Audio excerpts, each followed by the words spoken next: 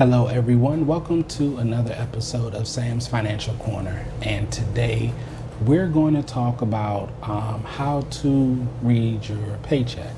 And I want to thank a friend of mine for stating that, because sometimes we go through life and we just have the assumption that everyone knows everything, and I think we need to stop doing that. I think it's because we feel like, well, everyone gets a paycheck, everyone looks at it, everyone should know. And I was thinking that at first, and then I thought about it. There have been times, there are things that you see every day and you don't know. So it's important to know these things and go through it, because oftentimes, to be honest, we don't look at our pay stubs. We just want to make sure that the amount that deposited looks right. And then when it don't look right, that's when we go to payroll. We send that email, click, call, my paycheck is off by 10 cents. What did you do? We'll be real bad real quick when it comes to payroll. So I want to say to any of you all who work in payroll, I'm sorry, because you have a hard job of getting people to not just do their timesheets, but then getting them approved, and people changing stuff, not telling you bank stuff at the last minute. Well, I didn't get my paycheck, and you find out you changed your bank. Oh yeah, that's right, I didn't tell you. Someone say that, I'm like, it's important to make sure your money gets to you. If you changed your bank account, you would tell somebody. So I know people in payroll have all kinds of stories about people. And if you work in payroll and you have just an outrageous story, an outrageous thing, please drop down in the comment section and make me laugh, and probably the other ones too, because I know that there's some outrageous stories out there. But without further ado, let's just get into it. So I'm going to go over my pay stub today. Everyone's is going to look a little different depending on the format that companies use, but it's basically the same. But I'll kind of go through mine. And so at the top, it has the company name, the address, telephone number, blah, blah, blah. It gives the advice number, and that just basically is letting you know that, of course, it says void, void, void. And I wanted to put that on there, that they let you know that this is not a check. And the advice number is kind of, look at it as an electronic check number. It gives you the date and the advice amount. It may say, yours may not say advice amount, it may say another amount, but that's basically your net amount after taxes have been taken out. So it lists my address, name. It states that this is non-negotiable, that it's basically, this is just an advice telling you what was done. This is an advice of direct deposit. I don't know if a lot of you still get paper checks, or maybe you do depending on your job, but direct deposit is truly such a benefit these days. And if you don't, or if you have a hard time, in subsequent videos, we'll definitely look into if you've had a checking account in the past and now have a hard time getting one.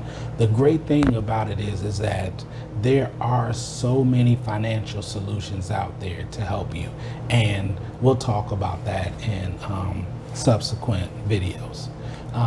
But this one tells me the period ending date, which is normally to tell you what period this transpires. So for mine, what you normally will see is you'll see the regular, your number of hours, and then you'll see the amount. So the hours multiplied by whatever your hourly rate is will give you your gross amount.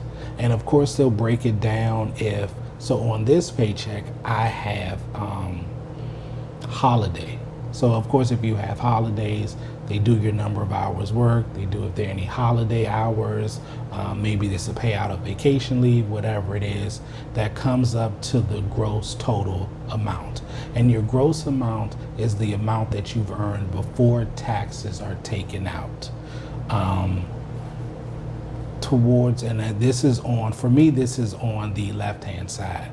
So at the bottom, it tells me the direct deposit amount. Most of the time it'll say your checking, because some of us have a money going into sometimes several different accounts. So you may see several listings of different accounts, but the total will come up to whatever your net amount is. And that depends on, let's say, sometimes what some parents I've heard do, which I think is a really great idea, they say, I created a savings account for my child, or they have a checking account in their name. And so what I do is every paycheck I get paid, they get paid.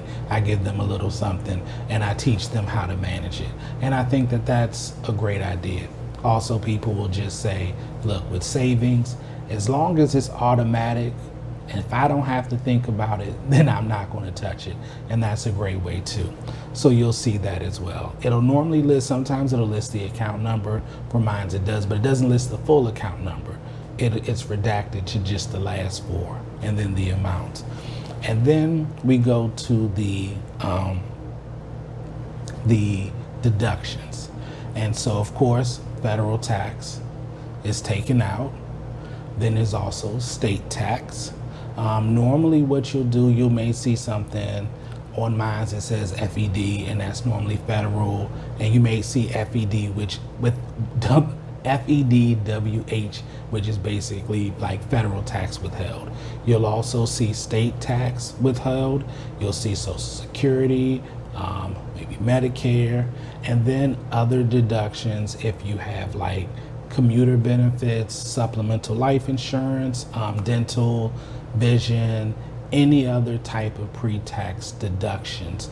Also, for a traditional IRA, those deductions are pre-tax, and that's why you pay tax on that money afterwards. And I'm going to do a video very soon talking about retirement accounts so that we become more aware, because here's the great thing, and I don't want to go too much off on a tangent, but there's so many financial solutions out there and things for us that we don't take advantage of. And most often it's because number one, we don't know, or number two, we're just so confused. But my job is really to make things plain, to make things simple, and just demystify things for you just so you're aware. And so once you have all of those deductions, and then normally, so this is on the right hand side that lists all of my cumulative deductions. And of course, it's more than what I want, but it is what it is. Then we have annual leave and sick leave. And this is very, very important, because I worked at an employer that consistently, for a lot of people, got it wrong. I've seen some people where there were amounts, and they showed me, they were like, Sam, look at this. I'm like, I don't want to look at your paycheck. I don't want to know. They're like, Sam, just look. And they had around 100 hours of leave, and on the next paycheck they had 50. But when I looked at their regular hours and stuff, there was no vacation deducted, yet that amount was incorrect. So my advice to you is to always, always, always take a quick glance at your pay stub, look at the amount of hours you have. Honestly, off the top of our head, most of us have a general idea, but take a look and make sure that you're accumulating the right amount of hours, because sometimes, employers say, well, once you've been here after a certain amount of time, you accrue more hours, but sometimes it doesn't take place. So it is your responsibility to say, hey, I've been here X amount of time. Why don't I see this? That's very important. So just to give a quick summation, your pay stub is going to tell you what is your gross amount that you earned. It's going to show you what your net amount is after taxes. It's going to show you all of the deductions. And then it's also going to show you your leave balances. Those are very important. So make sure you track these, make sure you're paying attention, make sure don't ignore those emails from payroll if they say, hey, we're going with another provider, if things are going up, things are going down, or we're changing things. That's always important. oftentimes when it comes to this, and then we see a difference in pay and we want to ask when honestly the answer was already provided. So make sure you always just take a quick glance at your pay stub. You don't have to analyze it, but most things should stay consistent. And that's the thing, honestly, with payroll. All things considered, unless you make changes, it should be consistent. But if you're seeing errors, and at a place I worked at, there were just consistent errors. I mean, health insurance taken out ×3 when it shouldn't have been. I mean, just the amount of things that I saw. And it's very, very important, because at the end of the day, it's your money. You don't want deductions or anything being done. You want everything to be right and perfect for you. And people make mistakes. There are technical glitches that happen, but it's our responsibility to stay on top of those things. I know we look at the professionals and say, well, you didn't catch this, I shouldn't, but it is our responsibility, because at the end of the day, it is our money that we've earned. All right, so thank you for watching. Please like, comment, and subscribe. Take care, and I will see you all next time. Bye-bye.